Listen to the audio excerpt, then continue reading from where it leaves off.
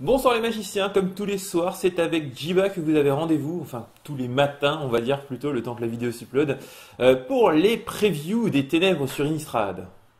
Une news, une vidéo, célébrée avec Jiba.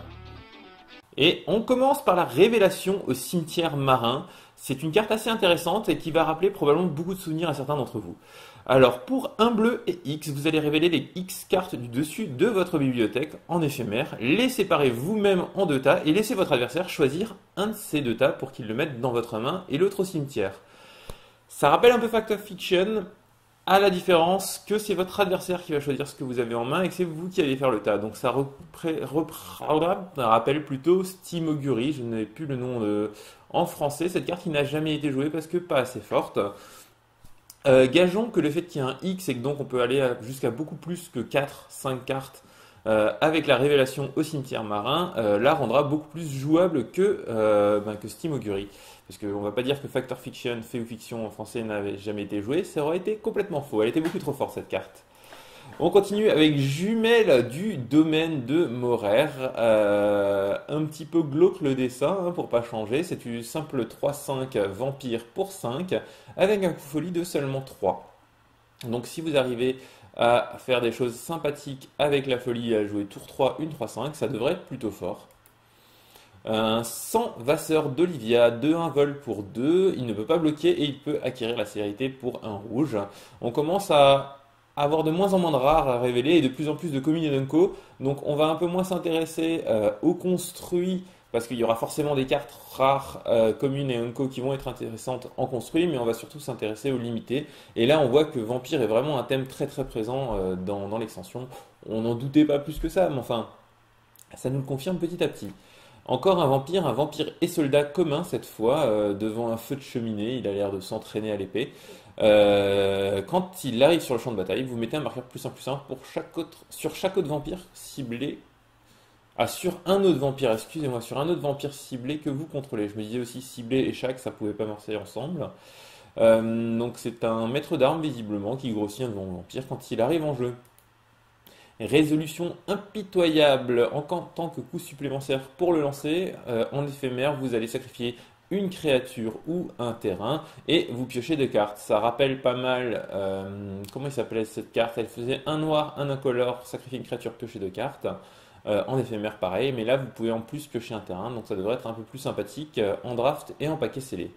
Puisque la condition de sacrifier une créature qui était potentiellement compliquée à avoir et qui en plus vous forcez à sacrifier une créature est plus complexe que sacrifier un terrain au tour 7, 8 où ça devient beaucoup moins grave. Maîtriser la tempête. Un enchantement plutôt rigolo, même si je n'y crois pas trop pour l'instant. Un rouge et deux génériques. À chaque fois que vous lancez un sort d'éphémère ou de rituel depuis votre main, vous pouvez lancer une carte ciblée ayant le même nom que ce sort depuis votre cimetière, mais il faudra toujours payer son coût de mana. Donc si vous avez déjà plein de choses de cimetière et que vous avez cet enchantement en main, vous allez pouvoir copier des choses un peu bizarrement, c'est-à-dire jouer les équivalents depuis cimetière.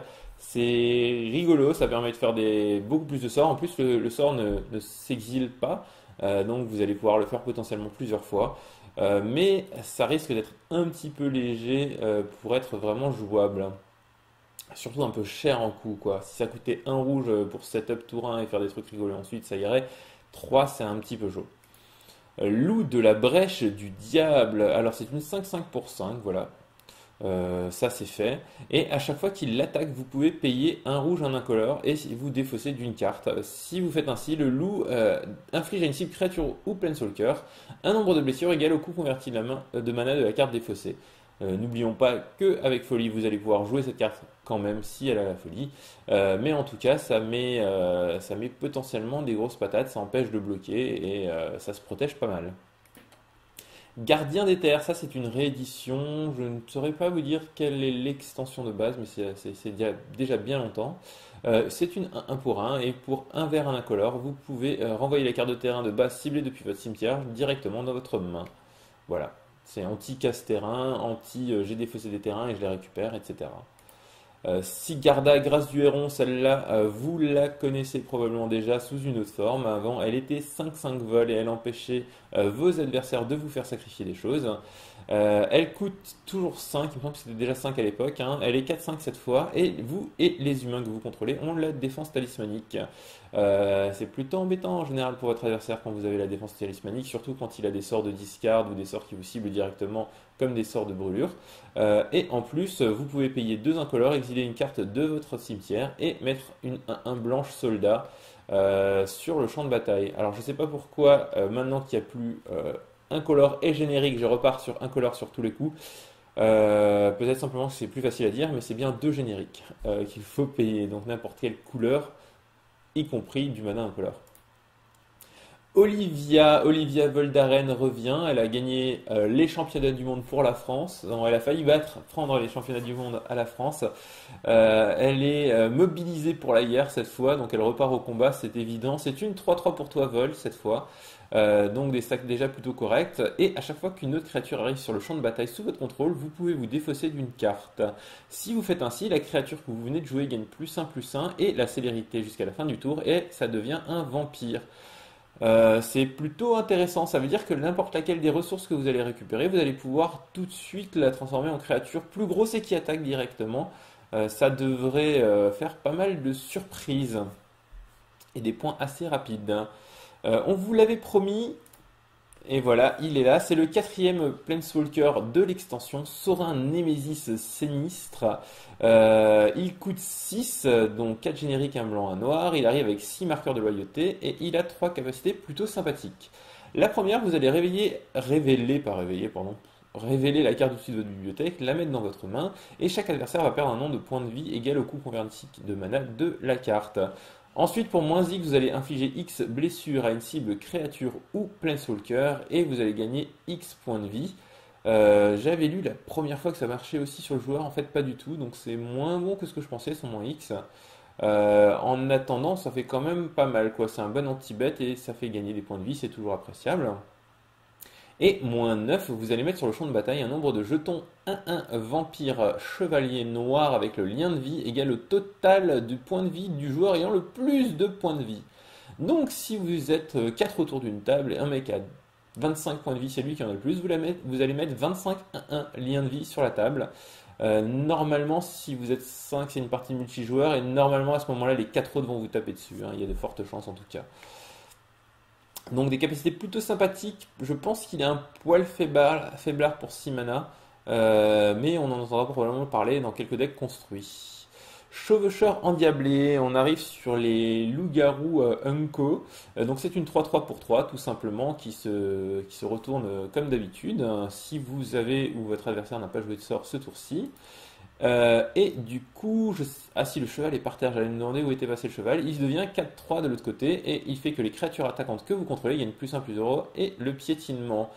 Donc il se compte dedans si vous attaquez, ce qui est de plus en plus rare dans les cartes Magic de nos jours. Souvent c'est les autres, mais lui il s'inclut dedans. Donc s'il attaque, il est 5-3 piétinement et de toute façon, quoi qu'il arrive, toutes les créatures attaquantes vont grossir. Que vous contrôlez, hein. Alors, si vous ne le faites pas encore, je vous conseille fortement d'aller voir les articles de Timothée et des autres joueurs français qui postent sur le site de Wizard. Je crois qu'il y en a 3 par semaine.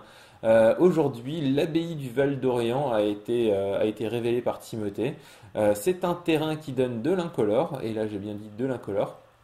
Et pour 5 génériques, l'engagé paye un point de vie, vous pouvez mettre un jeton 1-1 noir humain clair, et sinon vous pouvez aussi pour 5 génériques l'engager, sacrifier 5 créatures, transformer l'abbaye du Val d'Orient et le dégager. Alors on voit déjà tout en bas à droite, ça spoil déjà que c'est une 9-7 de l'autre côté, mais c'est pas tout. C'est une 9-7 vol, lien de vie indestructible, célérité. Ça ne plaisante pas trop. Le dessin d'ailleurs ne laisse aucun doute sur le fait que cette créature ne plaisante pas trop. C'est plutôt intéressant, ça rappelle un peu... comment il s'appelle, Dark Depths en anglais. Mince, je ne trouverai pas le nom français. C'est le jeu en les modernes et en legacy s'appelle par le nom de la carte en anglais. Du coup, j'ai que le nom en anglais dans la tête. Ce terrain qui arrivait à mettre au bout d'un moment une 20-20 indestructible vol sur le terrain. Mais mais bon, les conditions sont pas du tout les mêmes et pour l'instant, je ne vois pas trop de manière de tricher, contrairement à l'autre où il suffisait de lui enlever tous les marqueurs avec un vampire ex-mage. En attendant, c'est plutôt rigolo ce qu'on trouve derrière. Et voilà, c'est tout pour aujourd'hui. On se retrouve demain. Alors si je ne dis pas de bêtises, les previews étant le week-end du 2 et du 3 avril, la semaine prochaine on devrait encore avoir des cartes tous les jours et la semaine avant les avant-premières, nous n'aurons plus rien avant que tout arrive d'un coup. Je vous remets comme d'habitude tous les endroits où vous pouvez me trouver, me soutenir, vous abonner et surtout n'hésitez pas à vous abonner à la chaîne YouTube en priorité. Et voilà, on se retrouve demain.